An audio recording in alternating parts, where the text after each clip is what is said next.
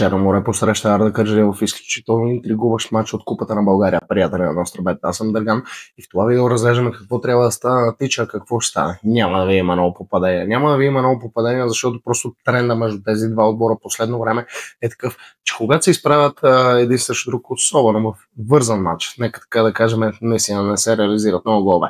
Черноморе влезе в добра серия след така, може да кажем, спада в играта, който имаше отбора на Илян Илиев в последно време. Две поредни победи записаха моряците и определено предоставят игра, която вълнува феновете на Вареци. Арда от своя страна наистина промени тотално представянето си с старта на сезона в първа лига и с 5 поредни срещи без поражение ще отиде във Варна с доста по-голямо самочувствие. Смятам обаче, че наистина двата отбора няма да си отбележат повече от 2 попадания заради нервите, които предполагам, че ще има на Тича и заряда, който държи целият този мач. Наистина казуса продължава напред за Купата на България е много важен за решаване и пред Черноморе, и пред Арда и смятам, че и двата отбора ще подходят по-стратегически също така, да не видим падения в двете врати.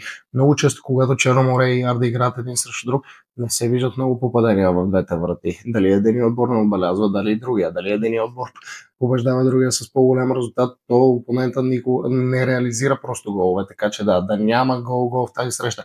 Картоните на Тича също така ще валят доста, над 5,5. Това са моите предложения за петъчния матч.